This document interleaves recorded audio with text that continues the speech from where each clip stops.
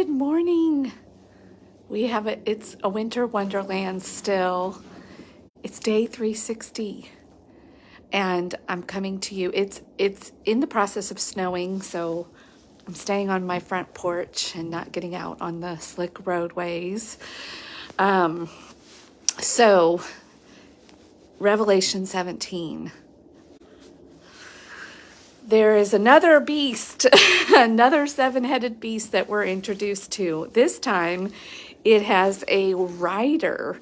It's a scarlet beast with a woman who's dressed in reds and purples on it. And she is supposed to represent a prostitute of Babylon. Or Babylon itself.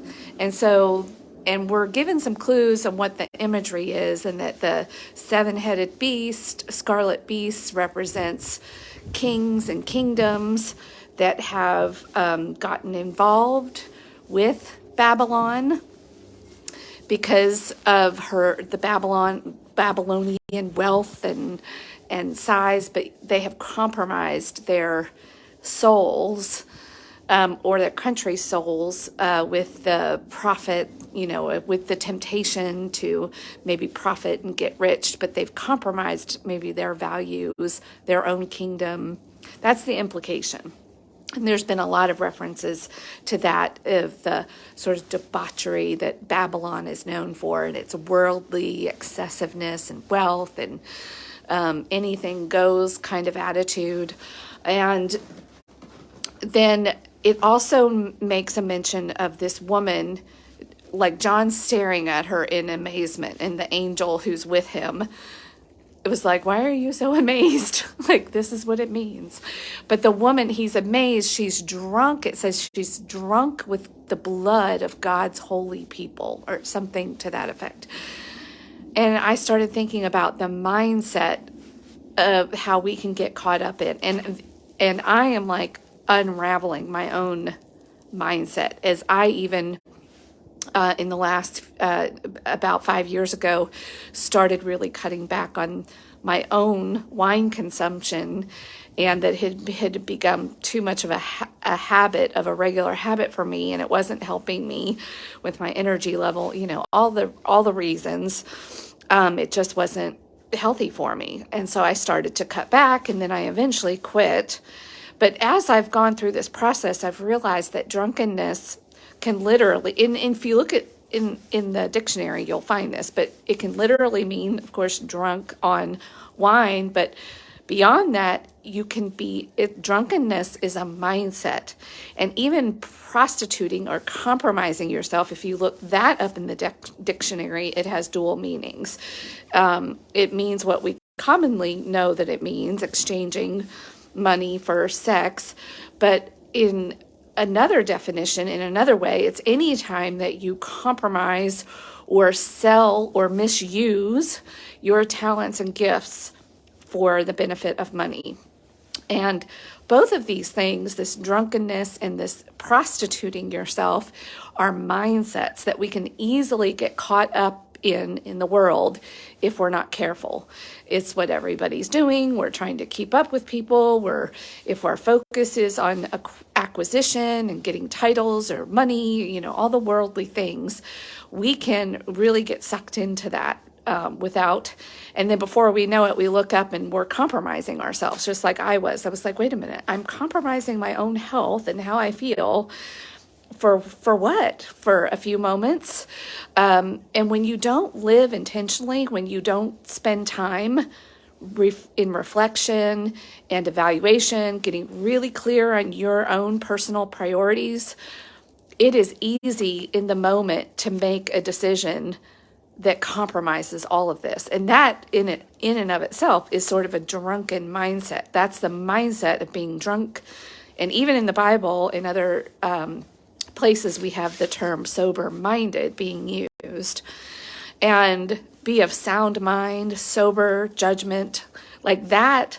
You have to cultivate that practice. You have to know your own mind so that you're not drunk. Otherwise, you're just going with the flow, going with other people, going with maybe whatever company you work for or group you spend time with or church you belong to. You're just kind of going along kind of mindlessly, like, sure, yeah, that sounds good. I believe that. Or, oh, sure, I'll go and do this and that and make this purchase or that purchase without really reflecting and even thinking, like, who am I as a person? Who do I want to be? And then from there, asking yourself, does this decision line up with what I'm doing, with who I am, with my integrity? I read a book recently by an author who, Gay Hendricks, who proposed to look at integrity as a physics issue. And when it's like, and he made the analogy of a hose, and when water flows through it, but when you do something that's out of integrity with yourself, it's like you put a pebble in that and you disrupt the flow. That's what we have. That's what drunkenness, living drunkenly in your life and mindlessly. If you are not regularly checking in with yourself, if you're through the practices of journaling, meditation, for me, that's an all-encompassing morning routine where I check in with myself. But first I had to go through a deep process of going, who is Felicia? What does she believe? What lines up with her? What does she want to believe? What does she want to value?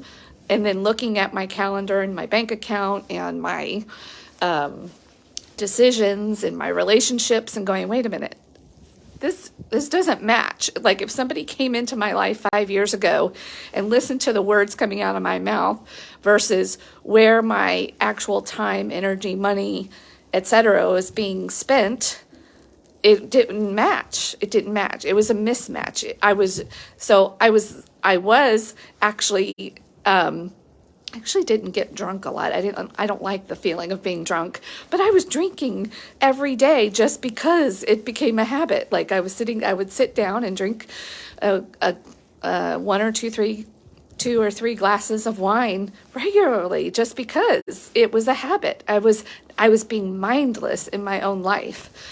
I would wake up and just float through the days and whatever, living in complete reaction mode. Do you do that? And then I was overwhelmed and exhausted. Duh.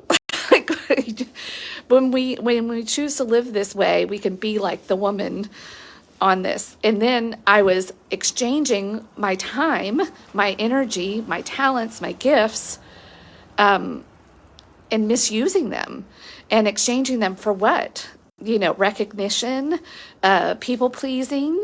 It's not always just about dollars and cents. It's how else are you being compensated for your drunken prostituting behavior, your mind. So it's a mindset. And then being willing to, in order to live in integrity, I might have to have some people not be too happy with me. I might have to have some people that choose, oh, wait a minute, maybe and me even choosing, maybe that relationship shouldn't be in my life. Maybe I shouldn't have these things in my life. Clearing the clutter. My life was cluttered with stuff. Is your life cluttered with stuff? Too much on your calendar? We have stuff. We have stuff-itis in this modern time. So when I read some of these concepts and the metaphors, even when they're talking about ancient times and Babylon and like humans, we've had this struggle for eons. Same problem, different person, different day, different year, different millennia, same problems. We have these eternally same problems. The temptation of the worldly and getting our compensation and our a false or counterfeit benefits from living drunkenly and even prostituting ourselves. Hard-hitting messages this morning, but worth it. I call it the brutal truth, the brutal honesty. You can't change without being completely honest, looking into your life, being willing to look at the words that come out of your mouth, the thoughts that you think, you believe in your head, and then looking at your life. Is it in alignment? Is it in integrity? If not, you've got some work to do. But that's the good news. It's never too late if you're willing to do the work, willing of sitting with yourself and changing some of your habits and adopting new habits, letting go of bad habits. You can become a whole new person. I'm living proof. My life is totally different than it was just a few short years ago. And I hope it's completely different a few years from now, because the process of growth and living in integrity, because the world is always changing, that you've got to, but you need to know who you are so that you can live in solid integrity in your identity. And I find my identity in alignment with Christ, in divine intention versus out here. Well, I still find a lot of identity out here. I got to be honest, got to be brutally honest. I still find a lot out here, but I'm working on changing that and redirecting. And it's a process. Change is a process. Just because you decide and have some thoughts, this is where our brain can trip us up. And we think, oh, well, I know better. So, boop, it's just like genie, like we can just magically just be different. But it's a process. These and with the brain and neural pathways and all of that stuff, it takes time. But with time and consistency, and persistency, in knowing, doing that internal inventory, you can move in a new direction. All right, well, that is what I was reminded of so if you've never thought of drunkenness as a mindset, maybe take a look in the mirror and see, even if you're not a literal drinker of alcohol, are you drunk? Are you living drunkly? Are you driving around drunk in your life? Which is mindlessly, and are you prostituting yourself? Are there things that you're doing? Thank you. Are there things that you're doing that you need to be reevaluating?